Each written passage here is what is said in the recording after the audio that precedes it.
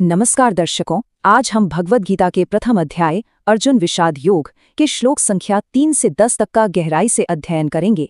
ये श्लोक हमें बताते हैं कि युद्ध भूमि में खड़ा एक महान योद्धा भी जब भावनाओं और संबंधों के बीच उलझ जाता है तो उसका मन कैसे निर्णय लेने में संघर्ष करता है। जरा कल्पना कीजिए, कुरुक्षेत्र की रणभूमि पर खड़े दुर्योधन का दिल धक धक कर रहा है। एक महान योद्धा भी डर से कांप उठता है जब सामने दुश्मन की ताकत चमकने लगती है। क्योंकि दोस्तों, ये श्लोक हमें साफ बताते हैं कि असली युद्ध बाहर नहीं बल्कि हमारे मन के मैदान में होता है। तो चलिए एक एक करके खोलते हैं इनके रहस्य। तो आइए बिना देरी किए इस एजेंडा पर नजर डालते हैं। ये चर्चा सिर्फ किसी प्राचीन ग्रंथ का साधारण पाठ नहीं है, बल्कि ये तो एक मॉडर्न साइकोलॉजिकल प्लेबुक है। आज हम मानसिक युद्ध को जीतने के इन 5 चरणों को समझेंगे। मन का कुरुक्षेत्र, तुलना और डर का खेल, दबाव में स्थिरता, टीम वर्क और अंत में असुरक्षा से आत्मविश्वास तक का सफर। शुरुआत करते हैं हमारे पहले पॉइंट से, मन का कुरुक्षेत्र। जैसा कि मैंने कहा, असली जंग तो दिमाग के अंदर ही चलती है। श्लोक 3 इसी मानसिक उथल पुथल को दर्शाता है, जहां दुर्योधन सीधा अपने गुरु द्रोणाचार्य के पास पहुंचता है। दुर्योधन घबराहट में गुरुजी से चिल्लाकर कहता है, गुरुजी देखिए, पांडवों की ये विशालकाय फौज, आपके ही शिष्य धृष्टद्युम्न ने इसे कितनी चतुराई से सजाया है। अब सोचिए, सामने विपक्ष की इतनी बड़ी और सुसज्जित सेना को देखकर उसके अंदर का गहरा डर कैसे अचानक ट्रिगर हो गया है। और ये हमें आज की एक बहुत ही बेहतरीन जीवन सीख देता है। जब हमारी लाइफ में कोई बड़ी चुनौती आती है, मान लीजिए कोई टफ जॉब इंटरव्यू है या कोई तगड़ा बिजनेस कंपटीशन, तो हम सबसे पहले दुश्मन की ताकत गिनने लगते हैं। लेकिन याद रखिए, डर हमेशा तुलना से जन्म लेता है, हकीकत से नहीं। ऐसे में बस एक गहरी सांस लीजिए और खुद से कहिए, मेरा पूरा फोकस सिर्फ मेरी अपनी ताकत पर है। अब हम आते हैं दूसरे हिस्से पर, तुलना और डर का खेल। श्लोक 4 और 5 हमें साफ साफ दिखाते हैं कि जब हम खुद की तुलना अपने भारी भरकम विरोधियों से करते हैं तो हमारे व्यवहार में क्या लक्षण दिखाई देते हैं। दुर्योधन डरे हुए मन से लिस्ट गिनाता है। यहाँ भीम और अर्जुन जैसे धनुषधारी शेर हैं, युयुधान, विराट, द्रुपद सबके सब महारथी हैं। देखा आपने, कितनी आसानी से दूसरों की मसल्स और ताकत देखकर हमारा अपना कॉन्फिडेंस डगमगाने लगता है। लेकिन यहीं पर आती है हमारी एक यूनिक सीख। दूसरों की ताकत देखकर अपना कॉन्फिडेंस कभी डिगने ना दें। इसे ऐसे समझिए जैसे क्रिकेट में विराट कोहली सामने वाली विरोधी टीम के दिग्गजों को देखकर घबराते नहीं हैं। सच्ची पावर तो आपके अंदर की आग में है। खुद पर भरोसा जगाना ही सबसे बड़ी जीत है। श्लोक 5 में दुर्योधन आगे धृष्टकेतु, चेकितान और काशीराज जैसे वीरों का नाम लेता है। जाहिर है, मजबूत कॉम्पिटिटर देखकर पसीना छूटता है। लेकिन तब घबराइए मत, बल्कि रणनीति बनाइए।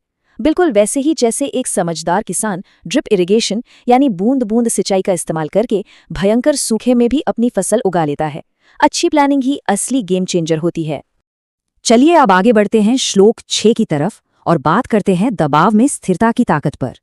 जब भयंकर प्रेशर हो और सामने टॉप क्लास योद्धा खड़े हों तो मन का विचलित होना तो बिल्कुल स्वाभाविक है। इस श्लोक में दुर्योधन युधामन्यु और उत्तमौजा जैसे टॉप क्लास योद्धाओं को देखकर और ज्यादा दबाव महसूस करता है। तो इस प्रेशर का सॉल्यूशन क्या है? इसे योग की तरह समझिए। स्टेप 1, पहले दबाव को स्वीकार कर लीजिए। स्टेप 2, अपनी सांसों पर कंट्रोल कीजिए। और स्टेप 3, एकदम स्थिर बने रहिए। तूफान को गुजर जाने दीजिए, क्योंकि असली हीरो तो वही है जो ऐसी स्थिति में हिलता नहीं। अब हमारी कहानी श्लोक 7 से 9 के बीच एक नया मोड़ लेती है। यहाँ हम देखेंगे कि कैसे असुरक्षा की भावना को छिपाने के लिए इंसान डिफेंसिव रवैया अपना लेता है। साथ ही बात होगी टीम वर्क और सही दिशा की। अपनी घबराहट और इनसिक्योरिटी को छिपाने के लिए दुर्योधन कहता है, अब हमारे सुपरस्टार्स के बारे में भी सुनिए गुरुजी। ये बर्ताव बिल्कुल किसी उस इनसिक्योर मैनेजर की तरह है जो कमियां छिपाने और खुद को ओवर प्रूफ करने की होड़ में लग जाता है। जबकि सच्चा कॉन्फिडेंस तो हिमालय की तरह होता है, विशाल, शांत और बिना शोर मचाए चमकने वाला। अब दुर्योधन अपनी टीम के नाम बताने वाला है, लेकिन उससे पहले एक बड़ा ही दिलचस्प सवाल उठता है। अगर आपके पास स्टार प्लेयर्स मौजूद हों तो क्या जीत एकदम पक्की हो जाती है? जरा सोचिए इस बारे में। श्लोक 8 में दुर्योधन अपनी ड्रीम टीम बताता है।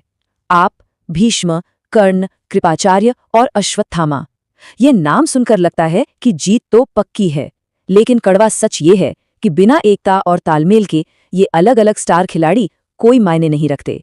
इसे एक आईपीएल स्ट्रैटेजी की तरह समझिए। एक तरफ है इंडिविजुअल स्टार पावर और दूसरी तरफ है यूनिफाइड कोऑर्डिनेशन। हम सब अक्सर देखते हैं कि आईपीएल में वो टीम जीतती है जिसका आपसी तालमेल और कोऑर्डिनेशन सबसे शानदार हो, ना कि सिर्फ वो टीम जिसमें बस बड़े बड़े इंडिविजुअल नाम भरे हों। रणनीति और एकता के बिना सब फेल है। श्लोक 9 में दुर्योधन बड़े गर्व से कहता है कि ढेर सारे योद्धा मेरे लिए अपनी जान देने को तैयार हैं। खैर, लॉयल्टी बहुत अच्छी बात है, लेकिन अगर दिशा ही गलत हो तो वो एकदम बेकार है। ये बिल्कुल ऐसा है जैसे कोई किसान दिन रात मेहनत तो करे लेकिन खेत में गलत बीज बो दे। इसलिए अपना लक्ष्य जरूर चेक करें। फाइनली हम आ गए हैं इस प्रस्तुति के आखिरी सेक्शन पर, असुरक्षा से आत्मविश्वास तक का सफर। श्लोक 10 हमें दिखाता है कि डर कैसे हमारी हकीकत को और अपनी ही शक्तियों को देखने के नजरिए को पूरी तरह से बिगाड़ देता है। इस टेबल पर गौर कीजिए। श्लोक 10 में दुर्योधन कहता है कि कौरवों की फौज, जिसकी रक्षा स्वयं महान भीष्म पितामह कर रहे हैं, वो उसे अपर्याप्त लग रही है, और पांडवों की फौज, जिसे भीम प्रोटेक्ट कर रहे हैं, वो उसे ज्यादा सॉलिड लग रही है। ये क्या है? ये उसके पैनिक से भरे दिमाग का भ्रम है, जिससे वो अपनी ही श्रेष्ठ और विशाल ताकत पर शक करने लगा है। तो यहाँ से हमें क्या सीखना है? जब डर हावी होता है तो इंसान अपनी ही स्ट्रेंथ पर शक करने लगता है। इसलिए जब भी मुश्किल आए तो सबसे पहले अपने कॉन्फिडेंस को बचाइए। अगर आपका इनर कॉन्फिडेंस सुरक्षित है तो बाकी की सारी मुश्किलें खुद ब खुद सॉल्व हो जाएंगी। तो दर्शकों, आपने देखा कि भगवद गीता के अध्याय 1 के श्लोक 3 से 10 तक हमें ये सिखाते हैं कि युद्ध केवल बाहर नहीं होता, बल्कि मन के भीतर भी चलता है। डर, तुलना, असुरक्षा और भ्रम ही हमारे निर्णयों को सबसे ज्यादा प्रभावित करते हैं। असली बैटल माइंड में है। गीता कहती है कि अगर मन स्थिर हो तो बड़ी से बड़ी परिस्थिति भी नियंत्रित की जा सकती है और आप पूरी दुनिया जीत सकते हैं। तो आखिर में मैं आपको एक विचारणीय प्रश्न के साथ छोड़े जाता हूँ। क्या आपका एक स्थिर मन आपकी अगली बड़ी चुनौती पर विजय प्राप्त कर सकता है? इस पर जरूर विचार कीजिएगा। हमारी अगली वीडियो प्रस्तुति में हम श्लोक 11 से 20 का गहराई से विश्लेषण करेंगे। तब तक के लिए अगर आपको ये विश्लेषण पसंद आया हो तो चैनल को सब्सक्राइब करो, लाइक ठोको और अपने दोस्तों के साथ शेयर करो। नमस्कार।